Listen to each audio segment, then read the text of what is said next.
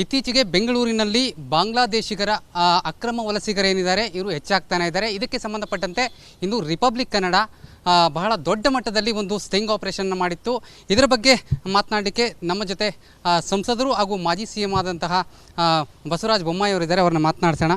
Sir, ಇದೀಗ republic ಕನ್ನಡದಲ್ಲಿ ಅತಿ ದೊಡ್ಡ ಸ್ಟಿಂಗ್ ಆಪರೇಷನ್ ಮಾಡಲಾಗಿದೆ. ಬಾಂಗ್ಲಾದೇಶಿಗರು ಕೂಡ ಅಂದರೆ ವಲಸಿಗರು ಅಕ್ರಮವಾಗಿ ಬೆಂಗಳೂರಿನಲ್ಲಿ ವಾಸ ಮಾಡಿರ್ತಕ್ಕಂಥದ್ದು, ಇದರ ಬಗ್ಗೆ ಸ್ಟಿಂಗ್ ಆಪರೇಷನ್ ಕೂಡ ಮಾಡಿರುವಂಥದ್ದು. ಮೊದಲನೇದಾಗಿ ನಾನು ರಿಪಬ್ಲಿಕ್ ಟಿವಿಗೆ ಅಭಿನಂದನೆ ಸಲ್ಲಿಸ್ತೇನೆ. ಇದೊಂದು ಭಾಳ ಪ್ರಮುಖವಾಗಿರುವಂಥ ಒಂದು ಸಮಸ್ಯೆ. ಭವಿಷ್ಯದಲ್ಲಿ ಕನ್ನಡಿಗರಿಗೆ ತೊಂದರೆ ಆಗುತ್ತಿರುವಂಥ ಮತ್ತು ಭಾರತದ ಕರ್ನಾಟಕದ ಸುರಕ್ಷತೆಯ ಆಪತ್ತಿನಲ್ಲಿ ಒಡ್ಡುವಂಥ ಒಂದು ವಿಚಾರವನ್ನು ಸ್ಟಿಂಗ್ ಆಪರೇಷನ್ ಮುಖಾಂತರ ಸರ್ಕಾರಕ್ಕೆ ಜಾಗೃತಿ ಮಾಡುವಂಥದ್ದು, ಹೋಮ್ ಮಿನಿಸ್ಟ್ರಿಗೆ ಜಾಗೃತಿ ಮಾಡುವಂಥದ್ದು, ಕೇಂದ್ರ ಮತ್ತು ರಾಜ್ಯ ಸರ್ಕಾರಕ್ಕೆ ಮಾಡುವಂಥ ಕೆಲಸವನ್ನು ರಿಪಬ್ಲಿಕ್ ಟಿವಿ ಮಾಡಿದೆ. ಅವರಿಗೆ ಅಭಿನಂದನೆ ಸಲ್ಲಿಸ್ತೇನೆ. ಸರ್, ಪರಮೇಶ್ವರ್ ಅವರು ಒಂದು ಮಾತನ್ನು ಹೇಳ್ತಾರೆ. ಒಂದು ನಿಮಿಷ.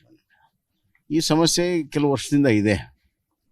ಇದರ ಮೂಲ ಸಮಸ್ಯೆ ಇರುವಂಥದ್ದು ಬಾಂಗ್ಲಾ ಬಾರ್ಡರಲ್ಲಿ ಮತ್ತು ವೆಸ್ಟ್ ಬೆಂಗಾಲ್ ಗೌರ್ಮೆಂಟು ತಮ್ಮ ರಾಜಕಾರಣಕ್ಕಾಗಿ, ಮತ ರಾಜಕಾರಣಕ್ಕಾಗಿ ಏನು ಬಾಂಗ್ಲಾದೇಶದಿಂದ ನುಸುಳಿ ಬರ್ತಾರೆ, ನುಸುಳಿಕೋರರು, ಗುಸ್ಪೇಟ್ ಅಂತಾರೆ, ಅವ್ರಿಗೆ ಸಂಪೂರ್ಣವಾಗಿ ಬೆಂಬಲವಾಗಿ ನಿಲ್ತಾ ಇದೆ.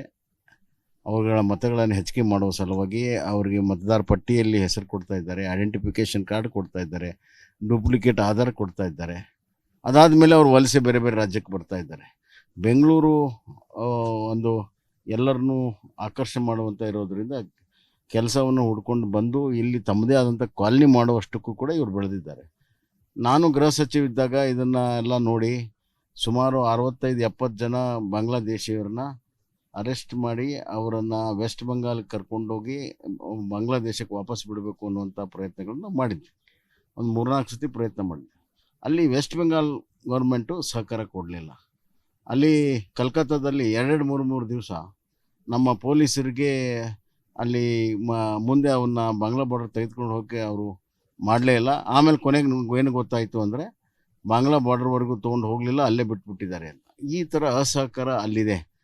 ಇವತ್ತು ದೊಡ್ಡ ಪ್ರಮಾಣದಲ್ಲಿ ಬೆಳೆಯೋದಕ್ಕೆ ಇದೆಲ್ಲವೂ ಕಾರಣ ಇದೆ. ಮತ್ತು ಈಗ ಕೇವಲ ಬೆಂಗಳೂರು ಅಷ್ಟೇ ಅಲ್ಲ, ನಮಗೆ ಬಂದಿರೋ ಮಾಹಿತಿ ಚಿಕ್ಕಮಗಳೂರಿನ ಕಾಫಿ ಎಸ್ಟೇಟು ಮತ್ತು ಕರಾವಳಿಯಲ್ಲಿ ಫಿಷರ್ಮೆನ್, ನಮ್ಮ ಮೀನುಗಾರಿಕೆಯಲ್ಲಿ ಕೂಡ ಭಾಳಷ್ಟು ಜನ ಇದರಲ್ಲಿ ತೊಡಗಿದ್ದಾರೆ. ಇಲ್ಲಿ ಒಂದು ಇಲ್ಲಿಗಲ್ಲು, ಎರಡನೇದಾಗಿ ಸುರಕ್ಷತೆಯ ಪ್ರಶ್ನೆ ಇದೆ.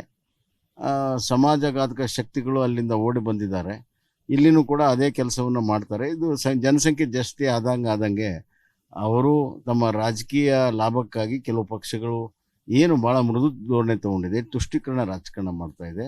ಅದಕ್ಕೆ ಇವತ್ತು ದೇಶದ ಸುರಕ್ಷತೆಯ ಬಗ್ಗೆ ಚಿಂತನೆ ಮಾಡ್ದೇ ದೇಶದ ಸುರಕ್ಷತೆಯನ್ನು ಆಪತ್ತಿನಲ್ಲಿಟ್ಟು ರಾಜಕಾರಣ ಮಾಡುವಂಥ ಮಟ್ಟಕ್ಕೆ ಇಳಿದಿರುವಂಥದ್ದು ಭಾಳ ದುರದೃಷ್ಟಕರ. ಅದೇನೇ ಇರಲಿ, ರಾಜ್ಯ ಮತ್ತು ಕೇಂದ್ರ ಇದನ್ನು ಗಂಭೀರವಾಗಿ ತಗೋಬೇಕು. ವಿಶೇಷವಾಗಿ ರಾಜ್ಯದವರು ಯಾರೇ ಬಂದರೂ ಕೂಡ ಅವ್ರ ಐಡೆಂಟಿಫಿಕೇಷನ್ ನಮ್ಮ ಹೊರ ದೇಶದವರು ಬಂದು ಇಲ್ಲಿ ನೆಲೆಸ್ತಿದ್ರೆ, ಕೆಲಸ ಮಾಡ್ತಾಯಿದ್ರೆ ಅವ್ರಿಗೊಂದು ಐಡೆಂಟಿಫಿಕೇಷನ್ ಕೊಟ್ಟು, ಮತ್ತು ಅವರು ಸುಳ್ಳು ಆಧಾರ್ ಗಿರ್ದಾರ್ ತೊಗೊಂಡು ಇವತ್ತು ನೌಕರಿಗಳು ತೊಗೊಳ್ತಾ ಇದ್ದಾರೆ BBMPಯಲ್ಲಿ ಅಲ್ಲಿ ಇಲ್ಲಿ.